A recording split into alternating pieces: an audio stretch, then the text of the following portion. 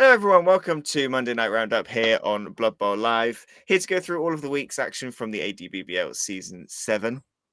I'm Chris. Hello, and I'm joined the ever-present presence that I hear with me this week, Mr. Scott Bryant. Scott, hello. Good evening, Christopher. Good evening, sports fans. I'll ask you questions later about what that poster is behind you because I'm sure it's relevant, but I just can't quite make it out. And also joining us as always is Mr. Tom Hovell. Tom, hello. Good evening. You all right? I'm good. I feel like I've been frantic to get here, but I'm here. I've got everything plugged in, and I'm sure that means that it'll all be fine. We've got 7 games to go through this week. We're getting to the narrow end of the season now. A lot of groups are decided. Some groups have been decided this week, and one group is still to be decided the coming week. But we'll bring you these 7 games and see who we know has qualified, who hasn't, who are the new people who have qualified this week. And we'll try to give Scott lots of virtual hugs when we get to his game. Which is weird because he won. It just wasn't, good enough. Anyway, let's spoiler alert, guys. So just thanks, Chris. I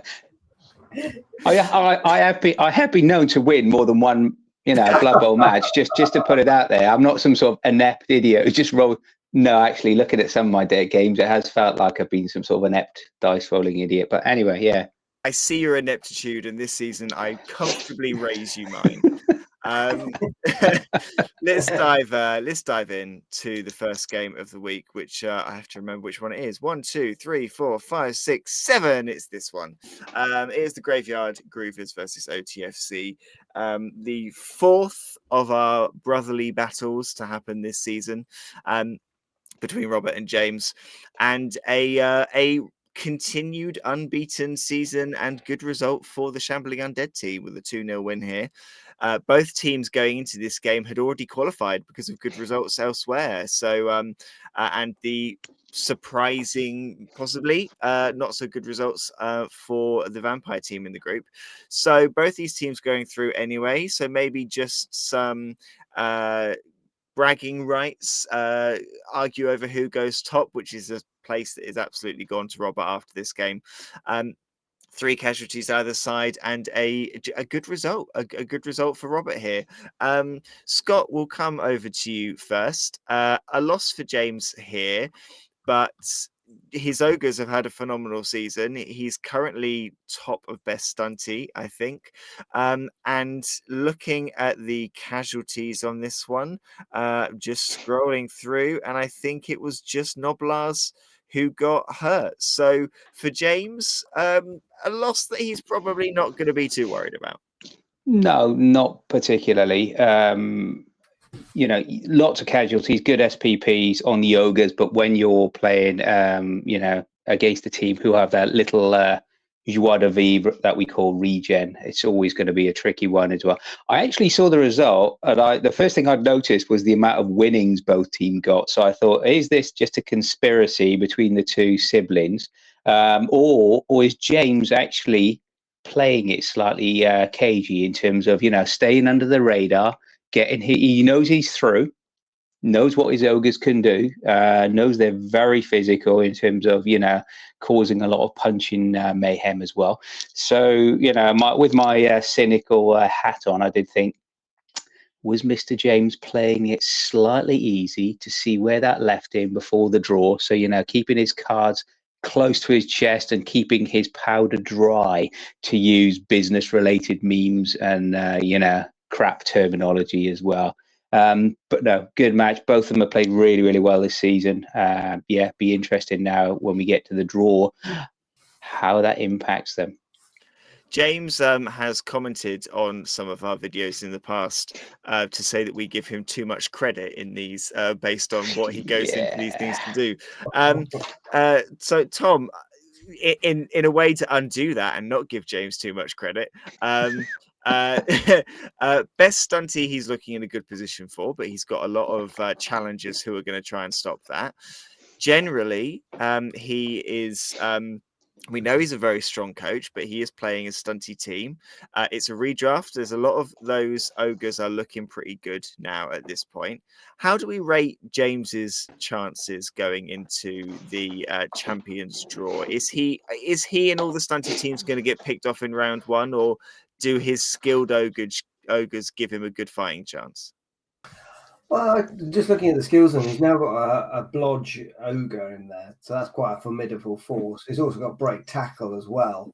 Blodge break tackle is filthy. It is yeah, filthy, yeah. isn't it? Yeah, exactly. And block on it as well. Yeah. So that's an interesting one. He's got another Break Tackle Ogre as well, with Guard. One with Brawler and Juggernaut. He's got Leader skill, so that gives him, what has he got? 4 rerolls on that side of things. He's nearly maxed out his entire team, so he's got 15 players. How many ogres can you have? Is it 5? It's 5, isn't it? No, you can get 6. You can have 6. You can have 5 blockers and a kicker, I think. Yeah, so he's got 305 in treasury, so he's got enough to buy another the 6th ogre.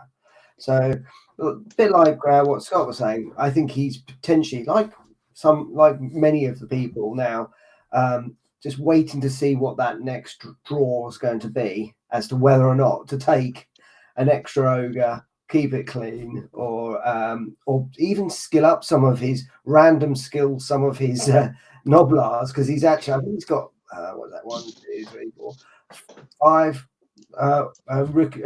Noblars with potential randoms on them if they need to. I'm sure he's got one eye on his team value as well, seeing what he can do inducement wise. I think, Tom, you mentioned it there. If you look at the amount he's got in terms of break tackle, he's actually chosen it twice, and he's got the 3rd on a random as well. Yeah, young James doesn't do anything without a good reason. Evening all. Do you see what I did there? It's an inside nod there for people who know. That's what is making me think James is being very canny here. He's got 2 break tackles. He doesn't have to worry about a loner reroll. Like most of us will struggle. It's always at the back of your mind when you're playing, a big guy, because obviously these are stunty big guys.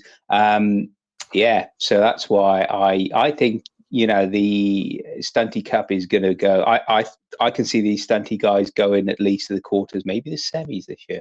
I wouldn't be surprised at all. They're very flexible.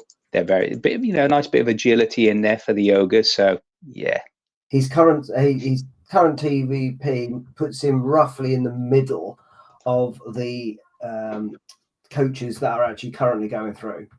So there's actually below him in TV value.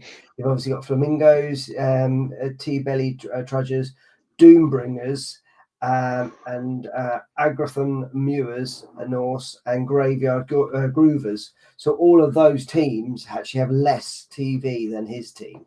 So statistically, then probability suggests he's more likely to draw someone with a higher TV. So therefore, there's going to be a few more inducements. Yeah. Does he want to go for that 5th ogre blocker? Is that what he's going to do, or is he just going to say, no, I'm happy with where I am now? Yeah, because to be honest, he'll probably only get about 50 in inducements on average by the looks of things, unless he does go up to, say, some of the big guns, which are like sitting there at 1330 plus. Yeah. So, yeah. Well, we don't know how. We still don't know. We've tried to figure out how the draw works, and we've got absolutely no idea. So it'll be interesting to see when that takes place next week, how he fares in that. I think he's a strong looking team. He's a strong coach. We'll see how he can get on. Obviously, he'll have some trickier opponents to face. Robert is still in the back of my mind. This sort of secret force that I think we could see getting semi-finals or further with this Shambling Undead team. He's just sort of, again, ticking away, ticking through, getting the results, and I can see there being a good thing for Robert this season, and I don't know how long it will last, but it would be nice to see him go far. Well, he's got 10 SPP on his mummy. I mean, we talk about maybe it is a bit of a conspiracy between the two brothers. We've talked about James, but Robert, yeah, he's sitting roughly in that ballpark of, just under 1.2 million for his team value. He's got a mummy with 10 SPP to spend. He hasn't gone, out there, and he's been really focused in terms of where he is spending. He's got his white blitzer which again is filthy. He's got block, he's got regen, he's got tackle, and he's got mighty blow. So he's now got 3 mighty blow pieces, and he's been playing very well against some very skilled coaches. So yeah, for me, as we've talked about the last few Monday Night Roundup, Robert is one of those, coaches. Must be. I think he's going to be going into the knockout stages quietly confident. 175k in a kitty, looking very good indeed. Of these two teams, then, gents, if you had to play one in terms of a knockout, which one would you prefer to go, Chris? James. Shambling. James is. James. Is that just because of your the obsession with throwing things, or just any other reason? Robert has destroyed my teams enough times. I think I'll let him destroy someone else this season.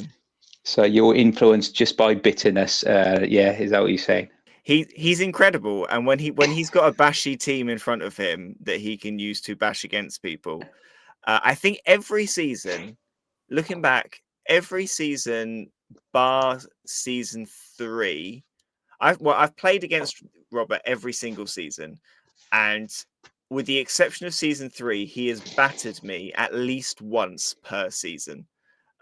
He battered me with his goblins when I was standing in Framsons. He battered my rats with his Norse team, and he battered my lizards with his Norse team.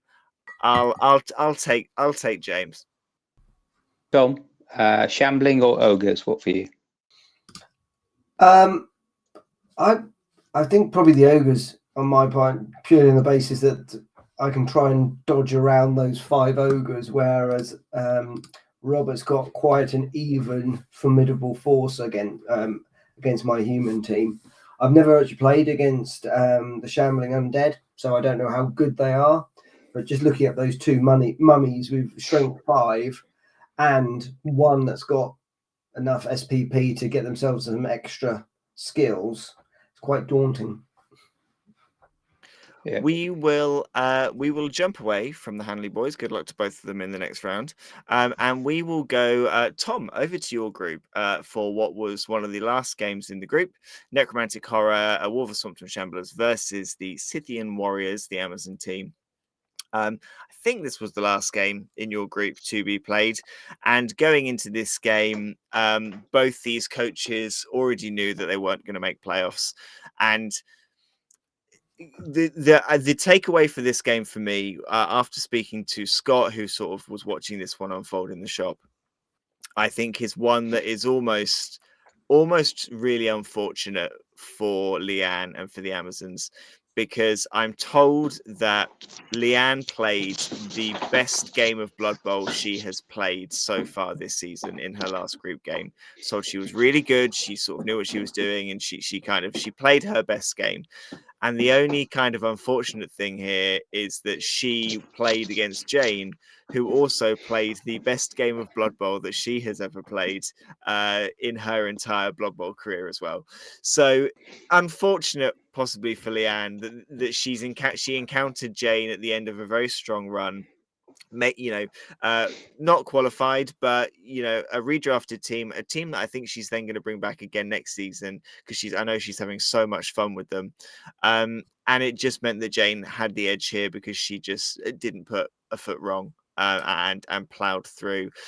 Tom, you've played against both these coaches this season. Good to hear that probably good for you to hear that they both had their best game of the season, not against you. But probably sort of just on experience, if Jane has had the best game of her career so far, then this result was probably reflective of that.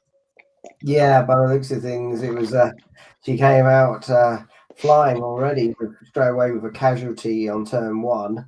That werewolf, Venrus, is lethal by the looks of things now.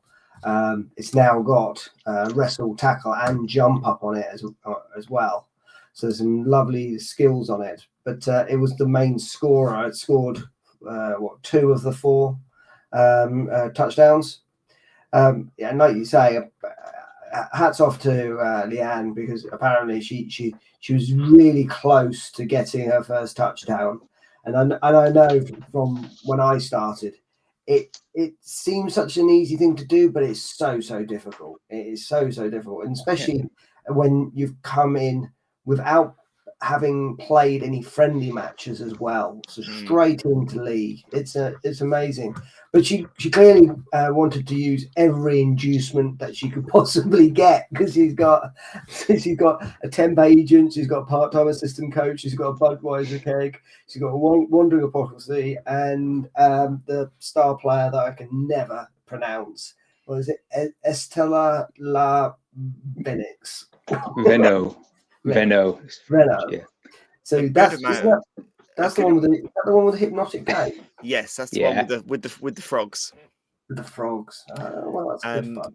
Yeah, she had a lot of inducements to go for. I think possibly through looking at the choice of inducements that she took, I think that is probably through maybe a bit of inexperience as to kind of the ones that she chose. I'm looking at the list of them, and I'm sort of thinking what you could have done with that money. I think she had 380 to spend, and I think there were maybe better uses for it, but I think she's gone for maybe something quite safe, some options that, you know, if she gets the right kickoff event, it's going to improve her chances. If she gets knockouts, the keg's going to help. You know, she went for choices that will sort of maintain herself on the pitch, maybe more defensive choices than sort of aggressive choices in what she's chosen. But Scott, it is tricky when you sort of when you're 5 losses from 5 and you're coming up against a coach who's on clearly Jane was on sort of a confident sort of run in the game. It can be tricky, and it does look like Leanne is going to leave us this season with the wooden spoon, and hopefully come back to defend that next season. But she shouldn't be downhearted. She's been in a very competitive group, and she's got better game on game, so maybe she needs to sort of ignore the results a bit and focus on kind of how she's grown from game 1 to game 6. And also her games aren't over yet, because she can still play in the Conference League. Yeah, she's still got her season. Like everybody's season is not at an end just yet. Just a big shout out to Leanne, because obviously Leanne has done something that no other coach has done this season. She's got a degree. So Leanne has an official piece of paper, not just the rubbish that we talk about. I think we do have one other coach who has been entering the season while finishing a degree as well. I think I might be wrong, but I think there's another one, and I won't name them just in case I've got it wrong. But I think they be. Well, okay. Well, officially, the only official confirmation of a degree that we know of is Leanne. So, Leanne, well done on that as well. Some of us struggle to spell, even count, and even roll the dice on a good day. So, I think Leanne's done well. We've talked about it. She's enjoying it. What she was saying in Discord in terms of it's a learning and it's all about the community. I think, you know, again, we have seen, and the proof is very much in the pie. We have seen people win the wooden spoon, which is a very exclusive club, and then they've come back the following season to take out the championship. We've seen people win the wooden spoon or had really horrifics and then come back the next season. I think the key thing I'd say to Leanne is, when you're thinking about season 8, play a team that you will enjoy playing. If you like playing your Amazons, play. Maybe book some time in with Mr. Tom Huns, the Prince of the Vampires, the Amazon super coach himself, you know, to get some insider knowledge, some tips and tricks. That's what I recommend. I think our last year's wooden spoon winner was Jane, and I think this necromantic horror team, while she's just missed out in getting out of this group, she's got a team with some very good skills that's in a very good place to cause, and she's on a good kind of confident run of how she's playing them. She's got into a bit of a groove, and I think she could be a bit of a force in playoffs. She could be one of those coaches that maybe gets underestimated in that conference knockout. My question to you, because obviously, unlike certain people over there who are in the actual championship playoff, because whatever reason, we don't talk about that. But Chris, if you were to draw Jane in the conference round next Monday, hype train already, would you take a giant? Jane is at 1,470 in terms of team value. What would you'd have to, really, wouldn't you? If I don't draw know if Jane, I'm I just saying would. now I'm taking Jordal Fresh Breeze, a third war dancer at 200k. Yes, please. I don't think I would, and I don't think I'm going to say why. I've played Jane. I've got a spreadsheet of all the coaches I've played and how many times I've played them. I've played Jane equal top of the most that I've played any other individual coach in a game of Blood Bowl. And there is a very clear pattern in that as to when I win and when I lose, and what is it that I think, what do I think Jane is good at? What do I think Jane is good at attacking against? What do I think I am not good at defending against? Depending on what team I've got, depending on what team she's got, all of that stuff. And I think I know the exact approach I will take if I draw her in the next round. I don't think I'll win regardless, but I know exactly the approach I'll take because I think I know where Jane is particularly strong. And I think I know what I could do to cause a bit of chaos. Cool. Exciting times next week then. Keeping it all very, very coy on my end. All goes to plan until you start rolling ones. Well, Yeah. exactly. Exactly. Says the master of ones. Thank We will go on to the next game, which we've got, which is in the only undecided group so far. It's the only group that we don't know don't know everyone who's coming through it. We know that the Rams are through, but that second place position in that group is still up Streaming. for grabs. So 2 seconds, guys. I've just muted Scott while he sorts that out. So still up for grabs in that group, that second place. This result for the Chaos Chosen was maybe not as simple as it looks. The gnomes got a touchdown here. I think.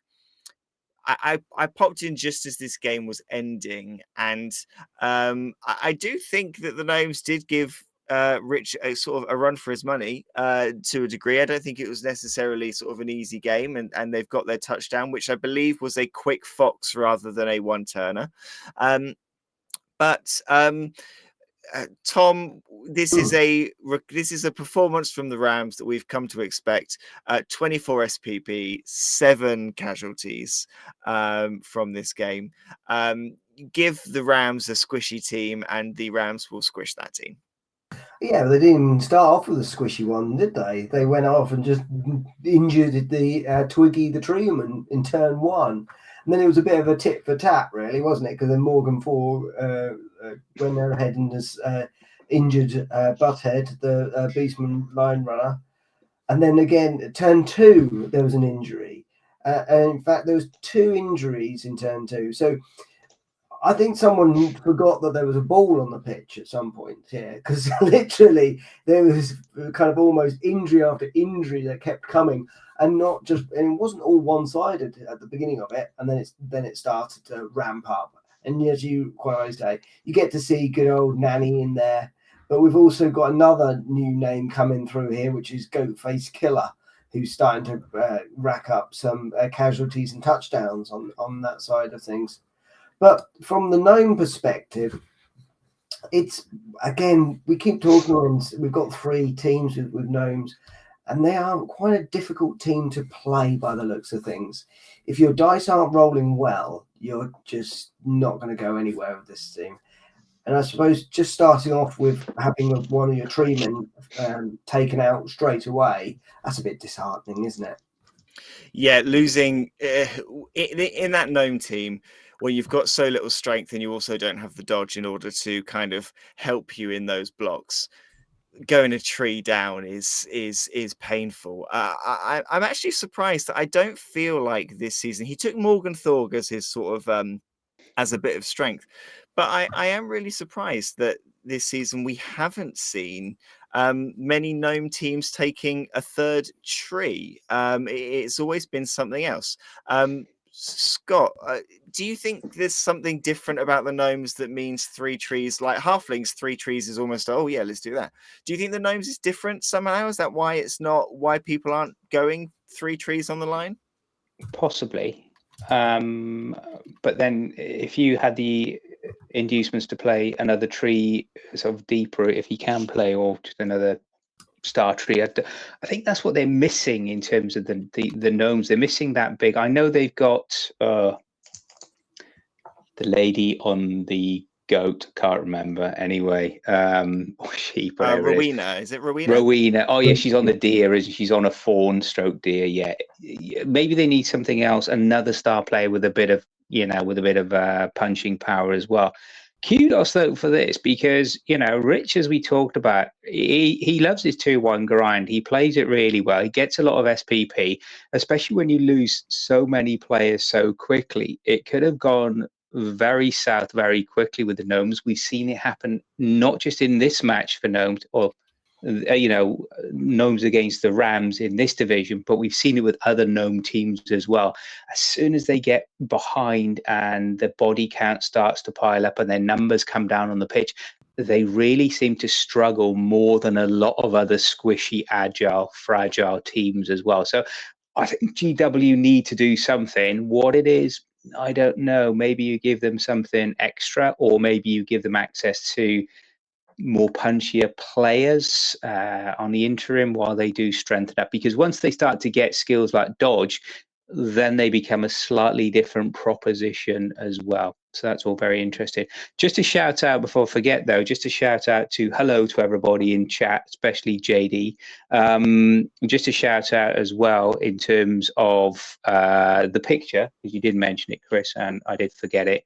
So it is a pop art type tribute to Jim and Bob. You'll notice the comment, the greatest Blood Bowl commentary team in the world. And Of course, that's who it is. yeah, Now of course it is. Hello. Other posters on other websites are available. So yeah, good. I think it was another good win for Rich. Really, just getting into his stride as he's going into the knockout tournament as well.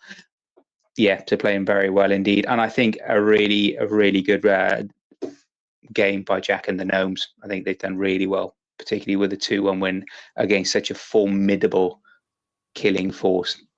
Well, we're going to stick around with this group and we're going to go straight into Rams versus the Black Orcs. Another 2-1 win for the Rams. I've just got to do something, so I'm just going to mute myself and just be ticking around in the background. And I'll leave this game to you two. So, Scott, over to you. Another good win for the Goats there. It was Rich, back-to-back games. Back-to-back games as a coach is never an easy thing. Simon came in obviously with the Wasps. We called him out as a possible rising star, which he did well as well. Disappointingly, Chris, I know you're trying to do your other obviously day job during broadcast hours, which is a bit, against regulations, but it is what it is. So, disappointingly, Simon called me Chris in the store on Saturday. I don't know whether that's a positive thing for me or a negative thing for Chris. But anyway, he's had a really good season, Simon. He's really done. Just a reminder, because Simon called it on the stream. If you want to go back and watch this one on YouTube, fans, you can do. A reminder to be in the store, there is a white Posca pen. If you do want to write down your skills on your players, you can. It makes it easier and you are less likely to forget. But no, Rich doing where Richard left off against the Gnomes, coming in, straight away, turn one, Bob gets a casualty. But then against the run of play, the Goblins, they're not just lying down, they get their own touchdown straight away after turn 4. And then the casualties just keep on coming. Nanny, Bob, Nanny again, and it's just that consistent, power game, as it were. Was there anything about this that surprised you, Tom, if you look at that? No, because like you say, they clearly held their own, and they went in very quickly with the touchdown. So I'm assuming that Rich must have put some pressure on them to kind of force them into that turn 4 touchdown. Equally, I didn't know whether it was the fact that they got the train troll through the goblin or not. I don't know, but it looked like for like a brief moment in turn 4 that actually, Rich might actually lose the game. But as you quite rightly say, he knows how to play this game. Yeah, watching it on Twitch, it you mentioned there about the Orcs and they scored after turn 4. It did feel like maybe they, I understand, Simon, if you've got an opportunity against Rich and against such a good coach like that, you've really got to take them. Yeah, turn 4. It did feel like watching this one on stream that then even then he's 1-0 up. It just felt it was a matter of time when Rich would start to getting that grind. But another good performance from both coaches. You happy now, Chris? Yeah, I'm back. I'm good. Thank you very much for Did manning you miss my story that Simon mistook me for you? I did miss that. I did miss that story. We are very similar in many ways. I can try and does that help? Is that any? Oh, it's like looking in the mirror. Really, it is. Yeah. Both have you on the side. Only other thing that I can think of on this particular one, we did have to post game. You'll see that there's an injury added afterwards because we just had to check because it didn't look like the casualties and injuries sort of quite matched up. And what I would say to anyone who gets something wrong on their kind of tour play input is genuinely not to worry about it and just to let us know and we'll kind of figure it out. You can normally see and figure out quite easily whether there's something wrong or not, and then we can sort of look through it and check and make sure. So we just want to make sure everyone gets the accolades that are coming their way. Things like most injured and stuff like that all count as well. Yeah. So yeah, another good result for the Rams, confirmed as being through in this group. Wildermere Wasps a loss here, but very much still in the hunt. We'll have a look at their table a bit later on. Wow, we're flying through 4 games down. Game number 5 then for us is the Toxin Runners versus the Welsh Edge Berserkers. And this was again a deciding game because if the Skaven team needed a 5-point swing in their favor and they would get through, and they got a 5-point swing. It just wasn't in their favor, unfortunately. World Edge Berserkers, 3 casualties, 1-0 win, 5 points, actually taking them to top of the group, so they sit above the halflings in this group. And I really feel for Graham because the games where Graham has had good dice and has kind of got into the swing and played the Skaven way, he has got good results. But I can't think of anyone this season who has had 2 seasons in a row, actually, to be fair, quite such bad luck sometimes, and really does sort of struggle with the dice not going his way. And also struggles with the dice against him. He's taken over the last 2 seasons. So many rats have died at his opponent's hands over the last 2 seasons. Even in this game, a skilled gutter runner, is dead. He goes into the playoffs with 1 gutter runner down, 1 blitzer missed next game, and a thrower, I think, as well, got a niggling injury. I think he has managed to replace some of those, but Nope. I do feel. I do feel for him, Scott. You've been a Skaven coach. I'm sure you've known battered rats. He must have looked at this draw, seen that dwarfs are on the table, thought, how many of them can just survive it? And you got to feel for him a little bit. You do. He's. It feels especially because, well, obviously, apologies, Big Graham. We did big you up at the beginning of this as a possible one to get out of the group. But if you look at it, he started with a great 2-2 draw against Elliot. Then he came up against Justin, who was finding his form with the Trudgers. He bounced back from this again to get 2 wins on the trot, 6 touchdowns in 2 games, which shows you what rats can do, especially where you've got that number of gutter runners. And of course, it totally turned it on its head against Jamie in their mirror match this season. But again, it just seems to be going through rats as if they're going out of fashion. And every time you think that Graham's just going to do and move on as well, something else happens. He had the big loss against Justin and the Trudgers, and it just felt that maybe Jamie was a bit, just the strength that he's got as well. He really, really did. He's stat busted. Yes, he's still got his gutter runner who's got, I believe he does have one, maybe two bounties on him as well. So if you do draw him, something to keep an eye out for. Looking very like, but we know he can turn it around. He can turn it around quite quickly. He plays with a great attitude, Graham, a great sort of YOLO ethos as well.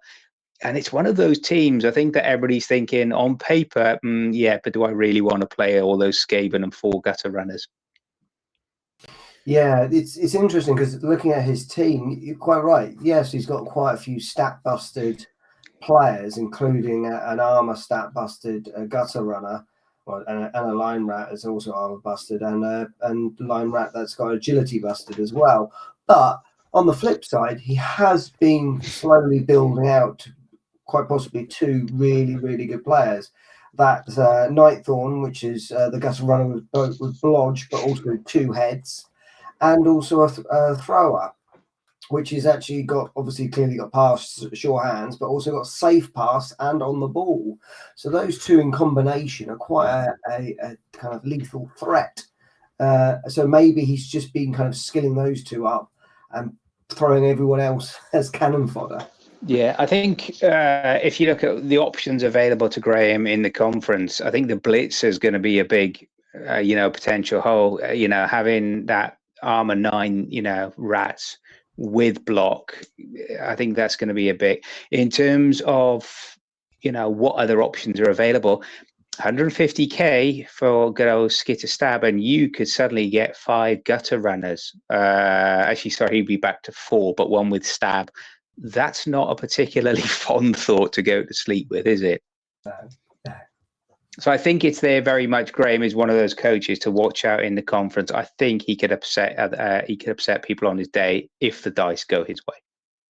I think so. A little bit on Jamie then. I was saying to Scott, Shop Scott, earlier in the week, that looking at all of the teams in the draw for the top half of the draw, looking at all of the kind of coaches that are there, where their teams are, how their teams have been doing, all of this kind of stuff, I honestly think that Jamie with his dwarves, from a experience point of view, it's the only team he plays. He plays them season in, season out. He will not play another team. He knows what he's doing with them, the skills he's put on them, some of which are quite frank, are terrifying. The amount of guard mighty blow he's got across the board is mad. Multiple block he's currently got on the death roller with 8 SPP ready to save up for the next one. I genuinely think he may have one of the strongest squads out there. I think he's got a squad there that rivals some of the big names that we always talk about and always look at. And I think he's going to give any coach, I think he'll give any coach a run for their money. I even think you stick him up against a team like the Riotous Rams and some of the superstars in that team. I think he gives them a run for their money because I think he can meet any bash with bash. And he can just have the line to stop an agile team. I struggle to think what other, short of maybe someone chucking things over the top of him, or managing to have the dice absolutely on their side. I'm struggling to see who's going to have an easy time stopping him. I really think he's got everything there. Yeah, I'd love to see. I'd love to see that as a draw. You mentioned it there, Chris. To see Jamie against Rich, the dwarfs against the Chaos. I can see Tom nodding there. So that's something. Is this the team you're hoping to avoid in the draw, Tom? I'm hoping to be England in the matches where I get hopefully an easy grind through. But yeah, looking at this World's Edge Berserkers, 5 mighty blows, 3 guard. The dwarf runner's got block on him as well, so that's a whole. Well, actually, no, his other runner hasn't got block, but it's nearly an entire team with block, and half the team with mighty blow. That's dangerous territory. I'm just thinking, Tom, if you're playing against him and he puts that death roller on the line, that's 2 strength 5 punches coming straight to your lineman. I know, that's crazy. And also, he's been very tactical because you look, he's another person who's got lots of SPP sitting around on certain players, Yep. and he's still got 270k in the treasury as well. That's filth. That's good filth, that is, isn't it? That's a good position to be in. Did you also say that you were hoping to be like England and have an easy draw through? I don't know if you were watching on Sunday, but it was absolute dog shit. I mean, it's just They just didn't make it easy, did they? just got to throw that out there. Yeah. Good luck to Jamie in the top half. Good luck to Graham in the bottom half. Two great coaches to play against. Have a great time.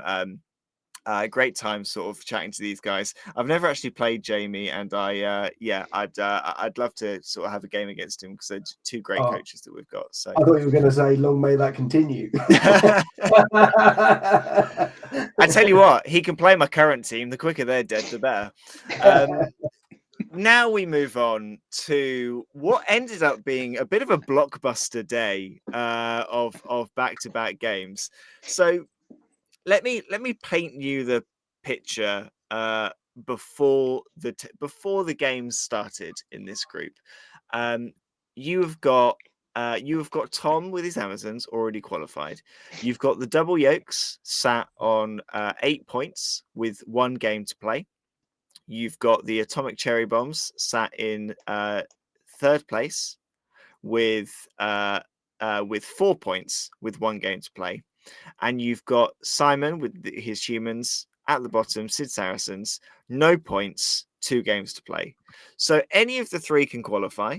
It's looking in Sam's favor, and it's looking like a bit of an uphill struggle for Simon to get the points he needs out of the 2 games. Then we come to game 1. And against any kind of form you would have thought from this season, Simon gets a 6-pointer, 3-0 wins, 3-0 win, 4 casualties, no points for the double yolks. They only managed 2 casualties themselves. And suddenly the whole group is just exploded wide open.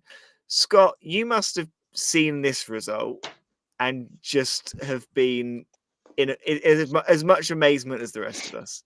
Well, you can blame myself and Sam partially for this because in Discord during the week, we had put there was a bit of banter going on, and I put a comment in there about all Simon was to need if he gets 2 3-0 wins, he'll go straight through, get the 12 points, and he'll be straight through, and great.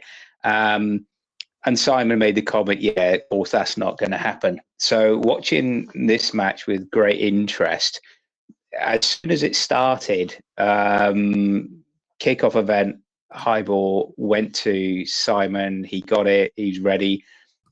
And everything he rolled in terms of a block dice, there was a pow. It was a pow. He wasn't breaking the armor straight away of the lizardmen, but he started to wear them down in a pow.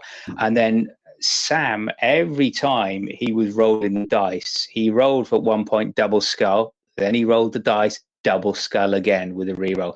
And all of a sudden, Sam's rerolls were gone by turn 2. And when you're in that position, you've got 6 turns in the drive. You've got no rerolls, nothing going for you. And he actually called me out on stream as well. And he said maybe he's got the curse of Scott Bryant for just having awful dice. And he did. Sam absolutely had one of those matches whereby you could get very salty very quick, and he didn't. And kudos to Sam. He's a really good coach to play against as well. It was just one of those days where everything for Sam went wrong. But Simon, it's been a really close division. Apart from when Tom gave me an absolute kicking when my dice were awful, it's been really close all the way through as well. And Simon, it's never quite clicked, and on Saturday it clicked. So to have a 6-pointer, a 3-0 win against form, against the run of odds, because Simon had lost all the previous 4 up until that, so he could have easily gone, yeah, do you know what? But kudos to Simon. He came back, he played a really, really strong match, and all of a sudden he's got 6 points. And then all of a sudden, I was playing the match. I just rocked up at store, ready to go. I'd just been insulted by Simon of the Wasps and called Chris. So, just then you think, okay, what else is going to be thrown at you? It's like, Sam was getting nothing, couldn't even get that casualty to get the 1 point he needed. And that's was how close it was. So as he was coming out the store, he looked at me and he just said, "Please." Well, I'll do what I can do. So yeah, so it set it up really, really nicely.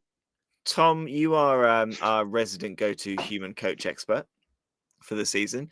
The humans can be tricky because you are we all know they're the typical jack of all trades, master of none. They do everything quite well, but nothing expertly. So it can take a while to get into a rhythm. And I guess when you're in a group like this, where he's facing Amazons, a quite agile team. The Lizards are quite bashy, really. They do have those skinks, but they are quite a strong front. And then the Wood Elves, again, very agile. Jumping between having to play those different styles in order to combat the team you're against in the right way, it can be difficult to build a rhythm with them. Mm. Yeah, absolutely. But he seems to have focused on skills with this team as well. So he's got some quite good skills on these humans. So he's got a mighty blow blitzer, a guard blitzer, a tackle blitzer. Plus, he's been focusing on his thrower. So he's clearly been farming SPP by doing completions with his thrower because he's got a leader and kick on that. So that's quite a nice setup. Whereas I think there's only one game where my thrower actually survived a match without dying or being stat busted off the pitch. But you're right; it must have been quite tricky for all of everyone because it was quite a diverse division. You hadn't got one, everyone's all bashy or everyone's just agile. So maybe with this particular game, it all came together and went in his favour. I think that's a great way of putting it, Tom. Yeah, it all came together. Exactly as you'd want to play it. When your opponent makes mistakes, you capitalize on your mistakes and you don't let them get away with it. And even when there was a bit of a big pile-in scrummage type, everybody standing around the ball at one point, Simon got what he wanted. He got the dice. He was able to get out. He was getting the ball. He was able to move it down the pitch, and there was really nothing Sam could do. And again, when Sam went to roll it, for dodges, he was failing dodges, rushes. It got to a point in the match where we've probably all been there. You're having to roll a lot of dice to do the simple things and to do the basic to get yourself into position. So you're forcing the plays in terms of, well, you've got to do dodges, rushes. You're rolling those dice, which, add that extra layer of risk, which always will trip you up. And for Sam, they did. And, Simon took full advantage of that. Mm. And So, like you mentioned, using up all your re-rolls by turn 2. That to me is one of those difficult decisions. Do you spend all your re-rolls in the first 2 turns? That's, to me, I've been there as well. I've done it, and I've been like, and now I'm stuck. But then sometimes it kind of frees you up. So you think, well, I've got nothing to lose now. Yeah. So with this game done, Sam sits second with 8 points. Simon third with 6 points. Scott fourth with 4 points. So Scott, you need 4 points and a touchdown difference of +5 or 5 points to get out. Yeah. Simon needs 3 points to get out because his touchdown cash difference is too much that he needs the win. So he needs 3 points. Sam needs the pair of you to do him a favor and not get anything that you need. And lo and behold, the pair of you just about did Sam a favor here. A 3-1 win for the Wood Elves. No bonus points for casualties, but a bonus point for yourself for touchdowns. 4 points for you, taking you up to 8. And no points for Simon here because he didn't quite get the casualties that he needed or the win that he needed. Scott, how are you? It's such a tight final day. How are you feeling about coming third in such the tight way? It's on touchdown difference in the end, which it highlights how tight your group is and how tight it's been between the three of you, how it's finished. Are you feeling that you've just missed out, or are you thinking actually we can have a good run in the conference and come back next year? I was always, my ambition for this team was always develop the skills, get to a level. Wood Elves are a typical two season team. They're very expensive. We know that you don't get a lot of bang for your buck in terms of head count, but you do get a lot in terms of the skills. And for this match, I decided let's go for it. Let's go YOLO. Why not? Because otherwise, you never know. It was very sunny to start with. So for two passing teams, first of all, it's -1. Simon took Acorn. He did later roll a dice, Praetor Nuffle, and he actually got tackle on one of his blitzers. So, when you're playing with Edge dodging, you got two players there with tackle on blitzers. Yeah, you got to be a bit, lucky. And the dice just went really, really well. And for myself, compared to Simon, he boneheaded, a number of times as well. He did get the tree down, but didn't break the armor. So it was very much one of those games. I was more concerned about the win, not necessarily the number of touchdowns or the number of points. It did get to a point when it was 2-1. My catcher had the ball and I was about to score. Now, to score, I had to do a 3-up, 2-up sort of sequence of dodges, which you think for an elf.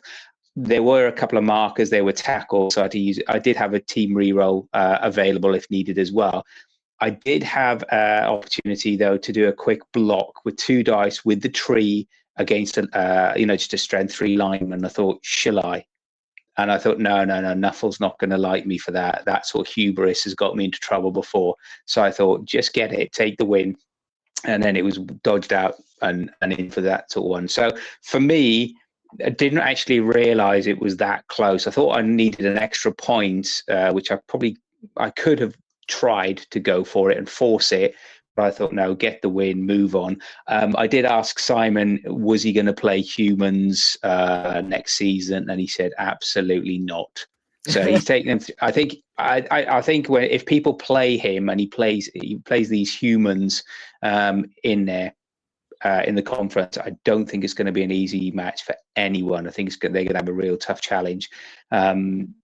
And I know it was very fine margins. I went 1-0 up. Simon went for it in terms of a one-turn touchdown to reply by throwing a halfling. He nailed the throw. So his ogre got a 6, got the halfling. It scattered the wrong way versus the end zone. So, of course, then he couldn't get in, even with Rush, to get that score to tie up the match after just turn 2.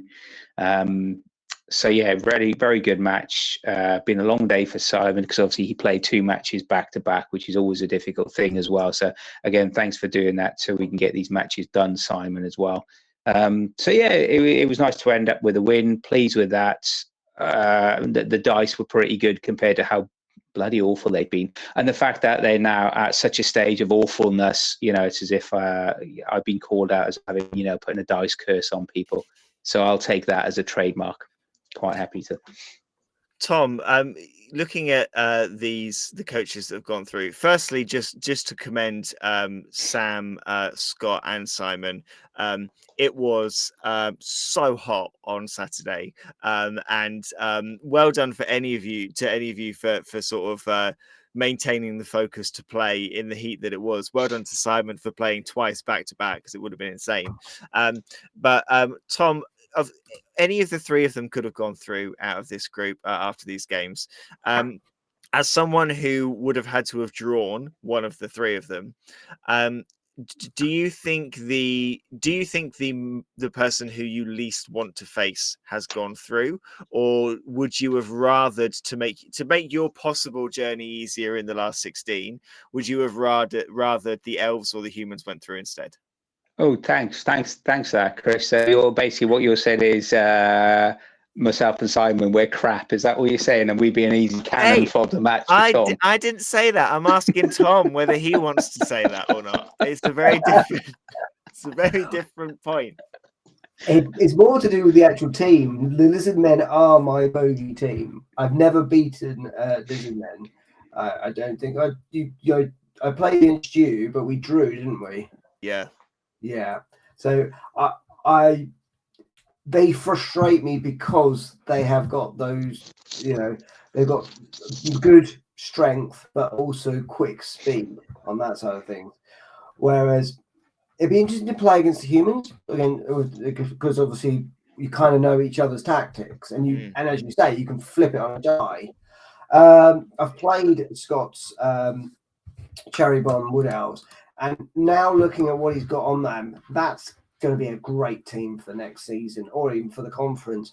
You went out and did what you wanted to do, so you basically said, "Look, I'm not going to do all my random things." I know you randomized your last one and got break tackle on the on the tree. Yeah, he's not coming back next season. So I thought you had the why Turplay gave him the MVP. I was cursing that bit. So I thought let's randomize it for a strength. I was hoping for something like multiple block or guard or brawler, something exciting. It could have been worse. It could have been armbar. So that's fine. Yeah. So look out, people in the conference. It's going to be a 3-up blitz dodging masterpiece of tree activity. Yeah, especially with that cat as well, with that catcher with sprint as well. So I'm expecting high scoring games in the conference with you, Scott. See, I thought I feel like I've played enough games as Lizards that I like to think I know a good tactic to how to beat them, because I've been beaten several times. Wood Elves are still a bit of a bogey team for me for not doing very well. So from a conference perspective, I'm still confident I'm going out in round one, but I am I will not be looking forward to a matchup against the Elves. I think the humans could be quite a balanced match because my old world team are basically crap humans anyway. But yeah, I would probably have rather have faced the Lizards than I would of the Wood Elves if I could choose my opponent. If that's the choice. But Scott, good luck. I hope to meet you in the next round and give you a chance to farm me of SPP. And Simon, good luck in the next round as well. Yeah, humans are a very tricky team.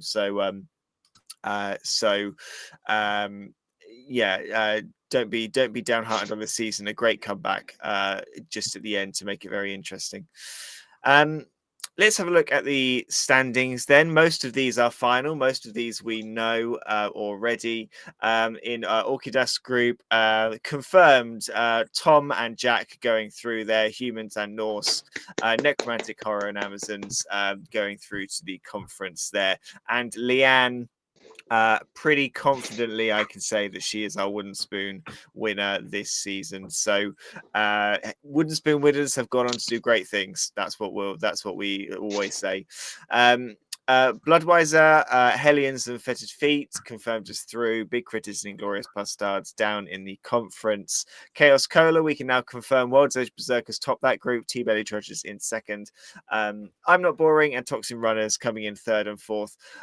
10 points between first and fourth sounds like a lot, but I think in the grand scheme of it, with bonus points and stuff, it isn't. And when you look at that, fourth place with 2 wins, third place with 2 wins and 2 draws, that's been a very tight group. So well done to all of them. It's been very competitive and very entertaining to watch there. McMurtry's, we can confirm that Rich is going through, but who's going to join him, we will find out later this week. Games being played on Thursday and Friday. It's looking like it is between the Drainstone Defenders and the Wildmere Wasps, so we'll see which one of those manages to have the edge. Nesquig, we know Graveyard Groovers and OTFC are the two going through from that group. There is one game left to play.